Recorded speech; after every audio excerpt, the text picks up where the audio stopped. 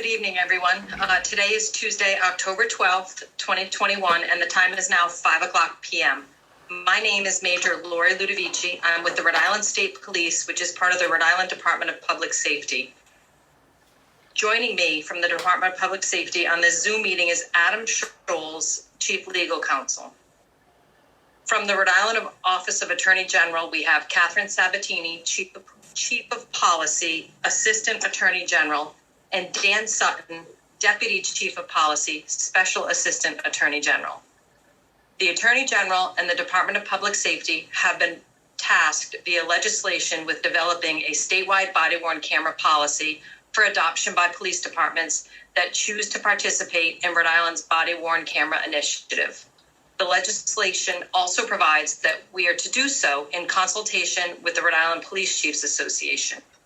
Accordingly, we are pleased to have with us on behalf of the Police Chiefs Association, Chief Brian Sullivan, Lincoln Police Department, and Executive Director Sid Wardell.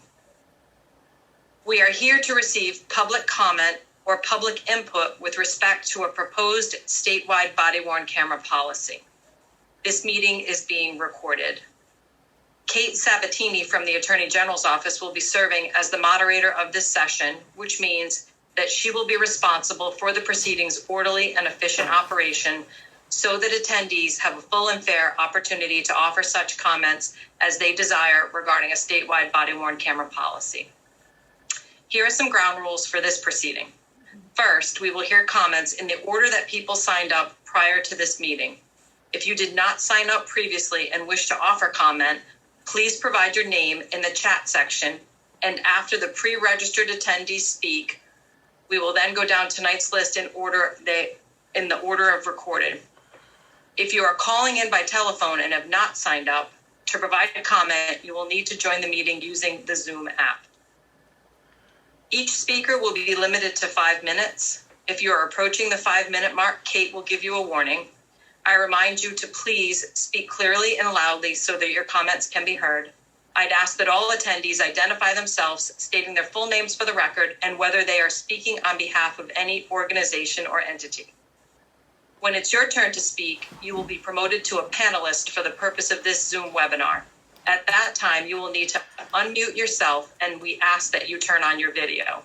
At the conclusion of your comments, you will be placed back as an attendee. For speakers who call in via telephone, when it is your turn to speak, you will hear a prompt to press *6 to unmute yourself at the appropriate time. If at any time you have any questions about the process, please feel free to write in the chat section. Lastly, we ask that your comments be limited to the issue of the statewide body-worn camera policy.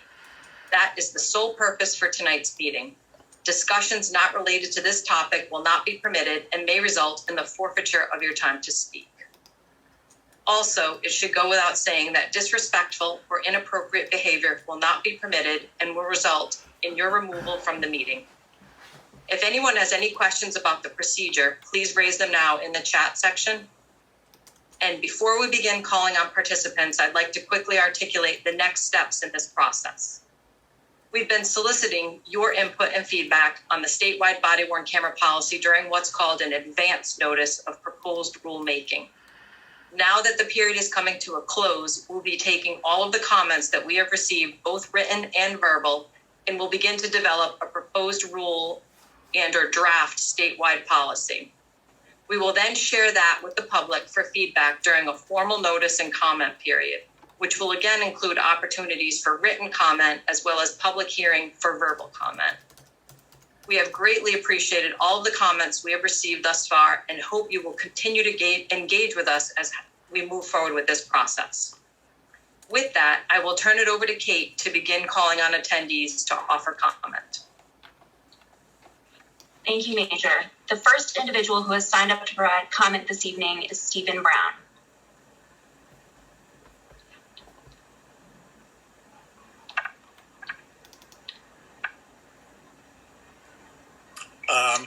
Hi, thank you very much. Stephen Brown, representing the ACLU of Rhode Island. I appreciate this opportunity to speak about these regulations and especially the process that will allow for more than one opportunity for public input. We have submitted very detailed written testimony And I just want to highlight a few of the comments that were in that testimony that I hope you'll review carefully. Before doing that, though, I just want to briefly mention that the ACLU is also a member of the Open Government Coalition Access Rhode Island, which has submitted its own testimony that largely reflects what I'm going to say. And that group includes Common Cause, Legal Women Voters, the Rhode Island Press Association, and New England First Amendment Coalition. I assume that whatever regulation is adopted will address some very basic issues, clear concrete standards as to when cameras may be activated, standards as to when and how long footage should be archived, important limits on when police who are involved in a use of force incident should be able to review the footage beforehand before they've actually written up their own report about it, and also delineating circumstances when the camera should be turned off for legitimate privacy concerns. Our written testimony goes into more detail on all those issues with some suggestions, and again, I hope you'll take them into account. There are 4 specific things I just want to very briefly go over in addition to those. One is one important situation that we think the camera should not be activated is for recording individuals engaged in First Amendment activity, such as rallies and protests. We'd be concerned about the potential chilling effect on the exercise of protected First Amendment activity if recordings take place in those situations. Related to that, we would strongly urge that the policy explicitly prohibit the use of facial recognition technology in conjunction with the use of the cameras, which some of the marketers are encouraging police departments to purchase with the cameras. A technology, in our view, that was designed as a tool for officer accountability should not be twisted into a surveillance system that can be used against the communities that are seeking transparency. One issue that I know will be controversial, but that is extremely important, has to deal with public access to footage. Again, since we think the key goal of utilizing these cameras is the promotion of transparency and accountability, it's important that, especially in high-profile incidents, body camera footage gets released to the public expeditiously. Barring special circumstances, we believe that those incidents should be released within a week. We know that APRA allows a longer time frame to respond. We know the Attorney General has previously expressed the view that footage of those types of incidents should not be released until an investigation is substantially complete. But we think those standards enable law enforcement agencies to unnecessarily prolong the release of video footage that the public really deserves to see. So we hope that in adopting regulations, you will have a much more expeditious standard for releasing body camera footage for high-profile incidents. Finally, the final point I want to raise has to do with penalties for violations. The Providence Police Department has been wearing body-worn cameras for years, but in a series of high-profile incidents that occurred just in this past year, in every incident there were documented failures by officers to activate their cameras.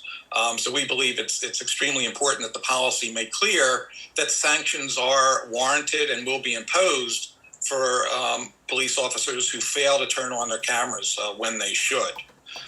Again, I would refer you back to our written testimony. It includes a model policy that the National ACLU has adopted.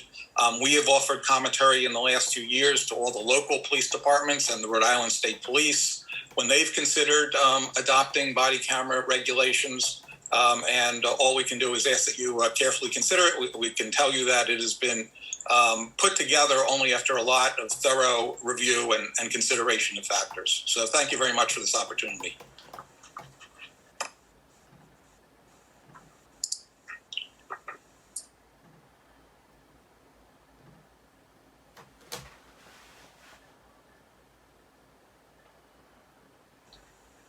Thank you, Mr. Brown. The next individual who has signed up to provide testimony has given the name Hello Nascimento, and I don't see that individual or the phone number that they provided.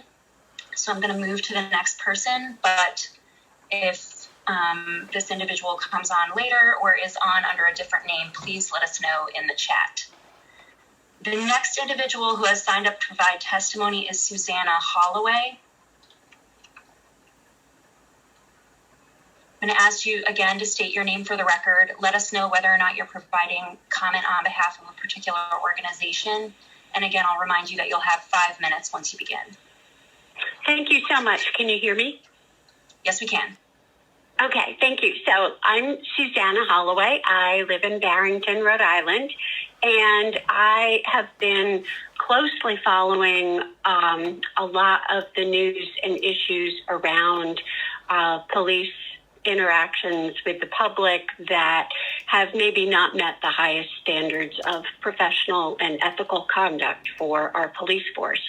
I submitted written comment, and I'd just like to reiterate that I'd very much like the commission to closely look at Bill H5993 that was sponsored by Representative Jose Batista and submitted during the last legislative session, and it was not enacted. But that bill has quite a few pages of very thoughtful and careful parameters for the use of the police body cams and the police dash cameras, because it's just that's important also that the dash cams are functioning and are used, and I would assume they should engage and turn on automatically when the blue lights turn on in a police vehicle. It's very important that the police have body cams and that they activate them at the beginning of their shifts, unless, of course, there's some reason not to, like they're doing undercover work. There should be a log to make sure that the body cams are functioning, and all officers should individually be responsible for turning on their body cams, not just the lead officer. And there should be ramifications and penalties for not turning on a body cam if it has been logged in that it was functional. And I think the commission could also look at ethical violations. Could that be considered an ethical violation?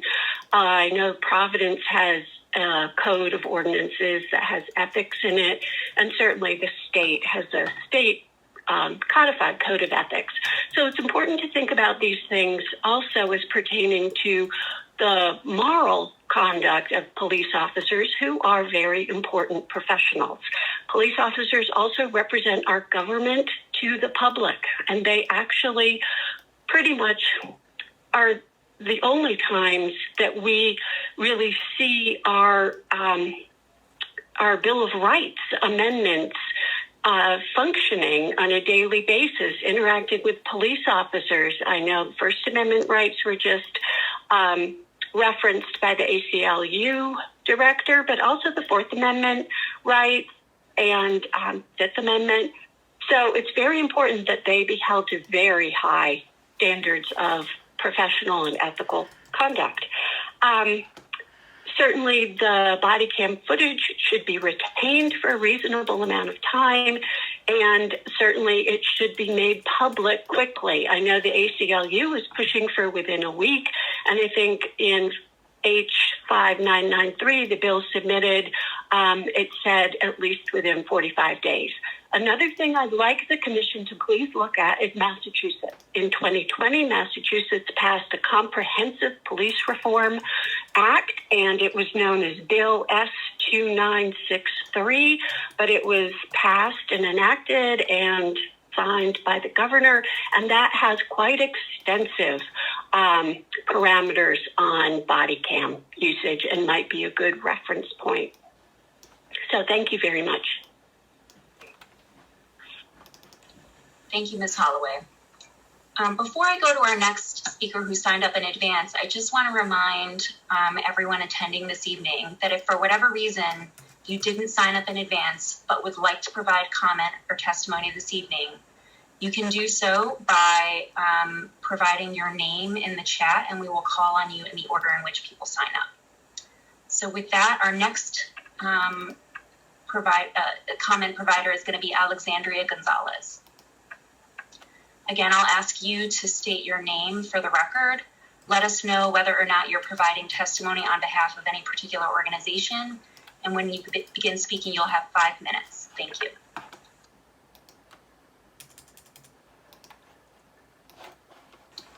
You are on mute still. Sorry about that. Alexandria Gonzalez, I'm a Providence resident. In regards to a lot of what Susan spoke about, any ordinances we enact over here, anything of that nature, there is ramifications around those ordinances. So when an ordinance is, you can't sit on a park bench, you get a ticket, right?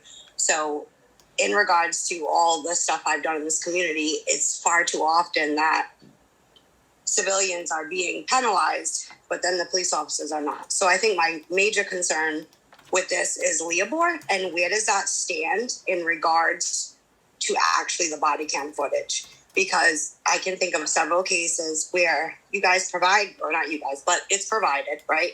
But it's edited. And all this stuff is not clearly being seen. So we really need to look at, what is the ramifications? Does it have to go through the ethics commission as well? I'm just wanting to make sure that there are standards that the police officers need to uphold, because, Narragansett police officers don't have body cams. They've never had them. So if somebody of, my skin color or darker skin color is in Narragansett, we know far too often what happens. So if it's going to be, it needs to be a statewide standard if that's where we're going to go. That's all I have to say. Thank you.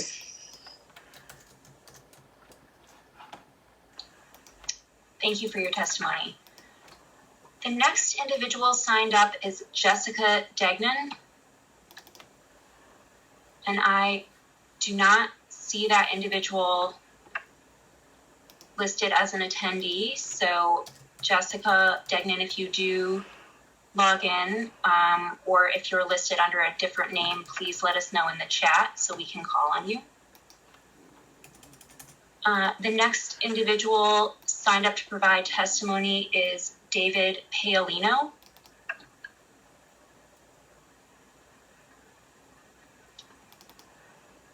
And I am also not seeing David Paolino anywhere. So if for whatever reason you are logged in under a different name, please let us know in the chat.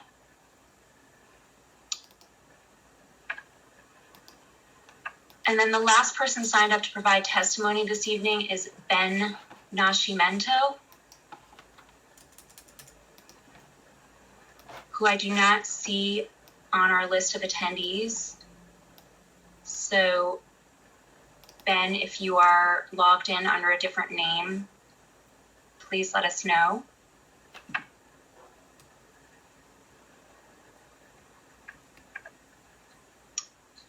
At this time, I will ask if there is anybody else who has joined us this evening who hasn't already signed up to provide testimony who would like to be heard. And if you would like to provide testimony this evening, please just let us know in the chat so we can unmute you and give you an opportunity to provide the comment.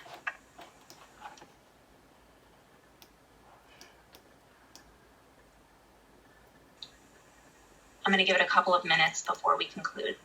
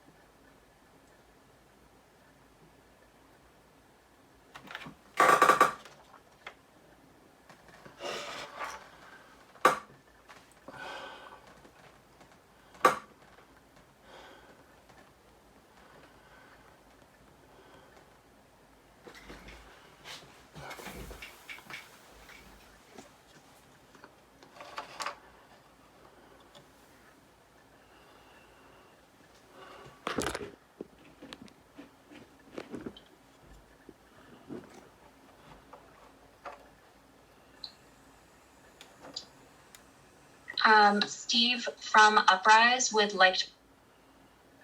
And I'm Recording in progress. State your name for the record. Sure. Indicate whether or not you're providing testimony on behalf of a particular organization, and then you will have 5 minutes. No problem. I wasn't going to speak tonight, but I feel like no one else is, and I just wanted to make a few points. I'm Steve Allquist. I'm with Uprise Rhode Island, speaking as my own self. I think one of the issues I personally have with the process and the way we're deciding some of these issues is that there is only law enforcement in a decision-making capacity on this. With the, the three groups. Mr. Allquist, I just want to make sure that you are not speaking yet because you are still on mute. How's that? Great. Okay, sorry about that. My name is Steve Allquist. I'm with Uprise Rhode Island, speaking on my own behalf. What I want to say is I personally have some issues with the process because only law enforcement is in a decision-making capacity for how these body cameras are going to be used. Right now, we have the AG's office, the Rhode Island State Police, and the Police Chiefs Association who are in the driver's seat, and there's no vote in that, no official capacity for anybody who isn't law enforcement to determine how these cameras should be used. And I think that's a missed opportunity because, yes, we're seeking comment, but the comment is by far not a vote, and it's only, at best, a suggestion from the public as to how we want to be policed. Not really a robust, inclusive way of getting people to say, here's what we want and here's how we should be policed. So I think we might want to rethink some of this going forward as to how we're going to make this decision and how this decision is going to be made and how much value we should put on public input from places like the ACLU, but also from other people as well. Because if we had that and we had those assurances, I think more people would feel confident that the body cam program will reflect their wishes as members of this community and members of Rhode Island. So I think that's all I have to say. Thank you. Thank you, Mr. Allquist. So I'm going to, again, call out the names of the individuals that have... Recording in progress. Just to give one final opportunity for them to indicate that they are here. Hello, Nascimento. Jessica Degnan. David Paolino. Ben Nascimento. And again, one final opportunity for anyone else who has joined us this evening who had not previously signed up to let us know that they would like to provide testimony in the chat. While we wait to see if there's anyone else that wishes to speak this evening, I will, before we conclude the meeting, I do want to just reiterate some of the next steps in the process that Major Ludovici had articulated at the beginning. We are in the process of receiving comment and input from the public as part of an advance notice of proposed rulemaking. We've received comment in written form and this evening in oral or verbal form. What we will be doing next is we will be taking all of that feedback and input that we've received during this process, and we will develop a draft statewide body-worn camera policy, and we will promulgate that in a proposed rule. And again, through the notice and comment period, you will have an opportunity to provide written comment. There will also be a public hearing for people to provide oral testimony or comment on that. I see someone has written something in the chat.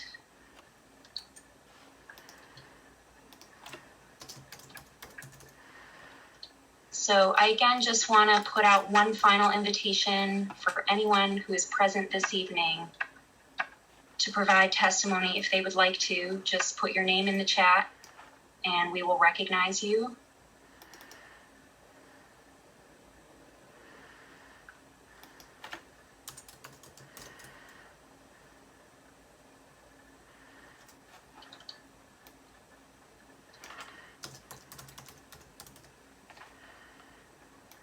And if there is no one else who wishes to speak this evening on behalf of the Attorney General, And on behalf of the Department of Public Safety and the Police Chiefs Association, I just want to thank all of you for all of the comment and feedback you have provided to us thus far as part of this process. And we are really looking forward to continuing to engage with you as we move forward into the next steps. This meeting has concluded.